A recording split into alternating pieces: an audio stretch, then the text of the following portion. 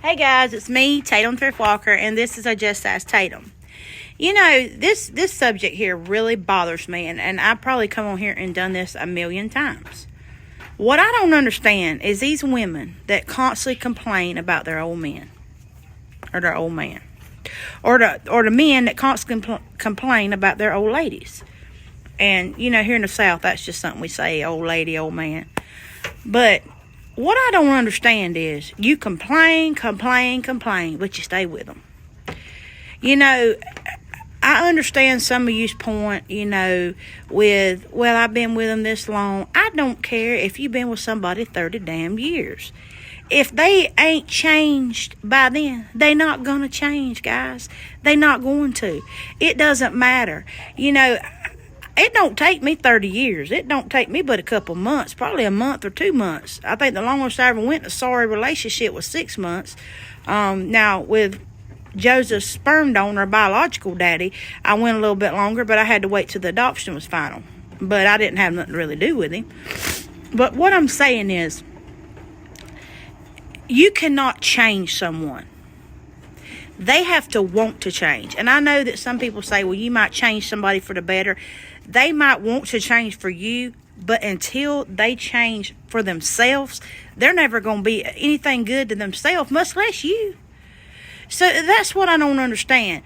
And if you've got somebody that don't do 50-50, it ain't going to work. Like me, you know, my husband's told me 1,000 times, Tatum, you don't have to work. And I know that. I know I don't have to work. But I would lose my mind. Them 2.5, 3 years that, you know, Joseph, I had to be at home, I like to lost my mind, literally. And, you know, that wasn't no good to me or my son. Now, stay-at-home moms, I praise y'all, because I'm going to tell you, if I had to stay home all the time, that is a long job right there. Some of you that's got 3, 4, 5, 6 kids, and you stay home all day with the kids and until they get in school, I'm telling you, I will praise you like the Queen of England, because you got, whoo, I don't know how you do it. I'm just going to say, because I have the patience of a gnat. Now, I had to learn with Joseph to have more patience, but I'm just saying, nurses, I bow y'all. Now, if it's an animal, I can sit there all day and watch them be cut open, but a human, Lord have mercy, Jesus, no. But I'm just saying, guys, I see this so often, and it bothers me, because, you know, I see the person that's taking all this mess from, and y'all can do so much better. But a lot of them have got y'all mentally thinking that you can't live without them, or nobody's going to want y'all if they don't want y'all. Hell. But guys, I promise you it's the other way around. Nobody is going to want them. And here's the thing. When you marry somebody, or you get engaged, or you're dating somebody, you shouldn't have to buy their love. You shouldn't have to, and I've been in them relationships before, and I'm just using different scenarios that I've seen. Some of y'all try to buy their love. I used to think that was the way to go, to buy someone's love or buy someone's friendship. And you're not succeeding in what you're trying to do, because that's not unconditional love. That's not, you know, friendship. That's not relationship. And if your significant other is not your best friend or somebody that you can lean on, you have to think of it like this. If you get hurt, who's the first person you think about? Who's the first person you're going to call? If you need money, if you get in a jam, anything, who's the first person you're going to call? Who is the next of kin that you want to put on your emergency contact? If it's not your significant other, there's a problem, okay? My husband's first on everything. And, you know, I looked up this time around, and I did. And it took me a lot of frogs to get my damn prince, my king, you know? But he's my best friend, and I'm not saying that somebody can't change, but if they do not want to, they're not going to. Also, I see some of you that are with drug addicts. I've seen some of my guy friends that's with girls or women that are. I've seen some of my girlfriends and just girls that I know that's with guys that are drug addicts. Until they look at you and tell you that they have a problem, it don't work. It's not going to work. You can send them to 50 rehabs. It ain't going to work, because they're not doing it for themselves, because they don't think they have a problem. And a lot of you are going to argue with me about this. But to me, drugs are not a disease. Disease is something you cannot control. Now, some of them can't control it, but it's what it's called a habit. Just like smoking, just like drinking, they have a bad habit. And some people can get help easier than other people. And I'm not saying that some people can snap their fingers and go cold turkey. They can't. But it's not a disease, because a disease is cancer or heart disease, stuff like that. To me, an addict is someone that has a bad habit that they can't control. And they've got to get help. Some people do. Some people can quit cold turkey. But there's just different scenarios. Then you've got the wife beaters or the husband beaters. I've seen it the other way around. Been there, done that. If somebody puts their hands on you, 9 times out of 10, they're going to do it again. Now, if you put yourself in that situation, I believe that if a woman hits a man, he can hit her back. If she does it for no reason. So, that, if he puts his hands on you or she puts your hands on him, that ain't love. You've got the ones that cheat. Once a cheater, 9 times out of 10, they're a cheater. Now, I've seen cheaters that have changed. Now, I will say this. If you're not giving your significant other what they need, and, you know, I still am not condoning cheating. I'm just saying, if they're trying everything they can to get you to notice them or stuff, and you're not, and somebody else will notice them, okay? But I think it's still better to tell your significant other, look, I've tried everything I can. You know, you're not showing me no attention. You know, I'm ready to leave. And, you know, and also, like my husband, a lot of people look at me like I'm crazy. My husband pays the bills. I give my husband my money. I don't have to do that. But I do that because he's good with money. Now, I'm good at making money. Anybody that knows me knows that. I could probably take $5 and make $500. But the thing is, I wouldn't be able to keep the $500 because I'm not good with money.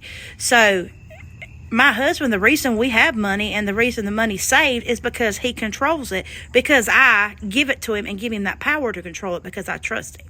He's never done me wrong in 10 years, and I don't believe he ever would. But a lot of women, they take control of a man's check, and I've seen them blow every bit of it, and the man be like, honey, can I get $20?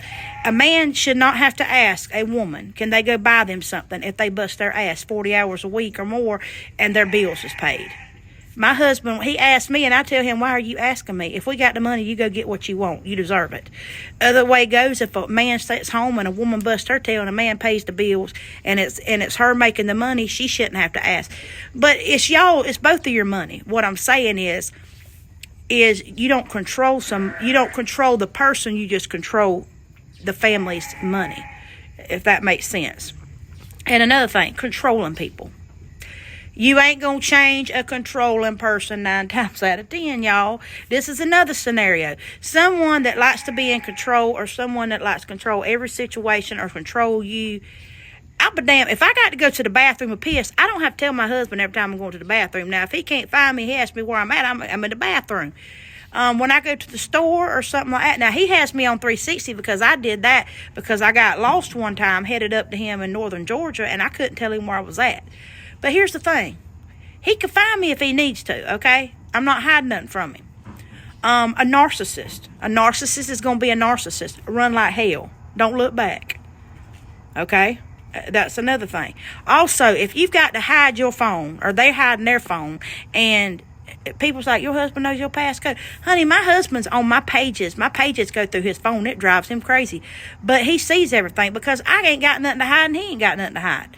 So if your old man or your old lady's hiding their cell phone or they ain't letting you see their passcode 9 times out of 10, they doing something they ain't supposed to. But here's that thing. You giving them the power. I mean, they are looking at you. And here's the thing. You sitting here with a pity party and you telling everybody how they do, but you ain't doing nothing about it. But here's the thing. You can't push them to change. Nobody can push you to your limit. You've got to figure out your limit and when you've had enough. And let me tell you something. When you hit that limit, there ain't nobody going to be able to tell you no different. You're going to have enough. And when you have enough, there ain't nothing they can do to change.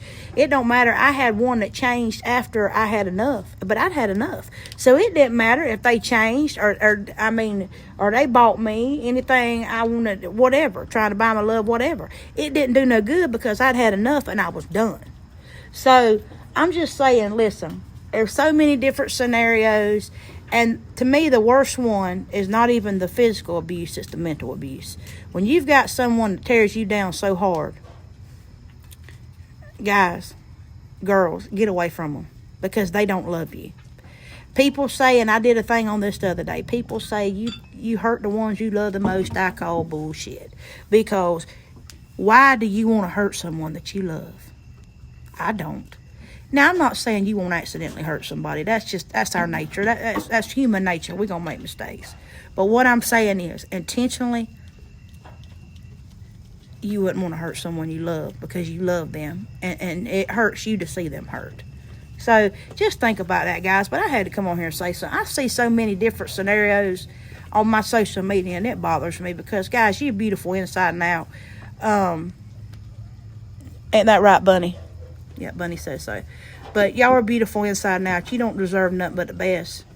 God don't like ugly, and you don't deserve to be treated that way in any of these scenarios. So, but I promise you, I can talk to you till I'm blue in the face. I can tell you what to do. Anybody can tell you what to do. But until you get ready to have had enough, you'll know when it's coming. I love you guys. God bless. And that's all right now for Just Ask Tatum. And one thing I forgot to say. I don't want to hear they had a rough life growing up. And that's the reason they're like they are. My mama had a rough life. They was very, very, very poor. And her daddy, her biological, was a drunk who beat her mama constantly. And all 5 of them kids made some of themselves. So my parents never drank or anything. And I used to drink. So it's all up to what you want to make out of life. It's up to you to become something. So I don't want to hear a pity party. So I just had to put that in there. Love you guys.